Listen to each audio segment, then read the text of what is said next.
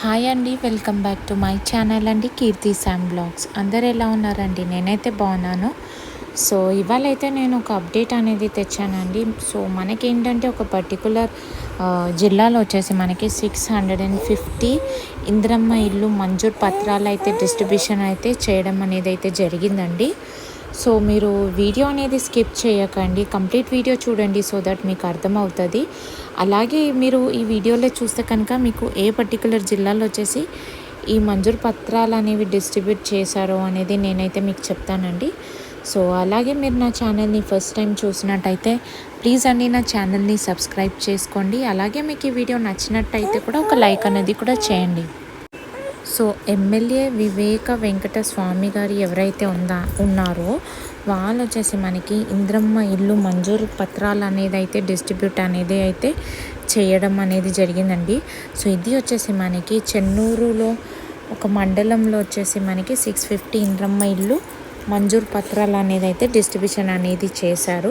So ఆ particular మీటింగ్లో అనేది ఏం చెప్పడం అయితే జరిగిందంటే ఇంకా వాళ్ళు అంటే ఇంకా కొన్ని పెండింగ్లో ఉన్నాయి, అంటే ఒక 100 to 200 ఇంద్రమ్మ ఇల్లుకి సెలెక్ట్ అయిన వాళ్ళు ఎవరైతే ఉన్నారో వాళ్ళు కూడా ఇంకా అంటే కొన్ని డీటెయిల్స్ వల్ల పెండింగ్ ఉండడం వల్ల వాళ్ళకి అవి మంజూరు పత్రాలు అనేవి ఇయ్యలేకపోయారు అనేసి అయితే మీటింగ్లో చెప్పారు.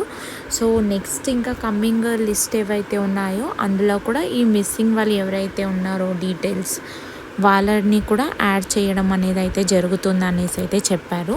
సో ఇంకా వీరు ఎవరికైతే మంజూరు పత్రాలు అయితే ఇచ్చారో వాళ్ళు ఒకవేళ అనర్హులు అని అయితే గవర్నమెంట్కి తెలిసిన వాళ్ళకి ఇచ్చిన మంజూరు పత్రాలు అనేవి కూడా రద్దు చేయడం అనేది అయితే జరుగుతుంది అనేసి అయితే క్లియర్గా చెప్పారండి.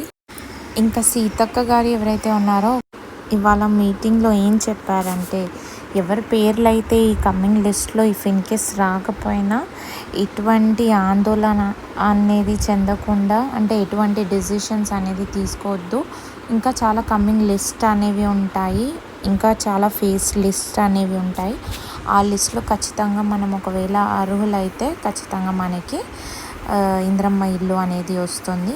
సో ఒకవేళ ఇప్పుడు పేరు రాకపోయినా ఎటువంటి డెసిషన్ అంటే ఎటువంటి రాంగ్ స్టెప్ కానీ తీసుకోవద్దు అనేసి అయితే మనకి వాళ్ళ మీటింగ్లో అయితే చెప్పడం అనేది అయితే జరిగిందండి.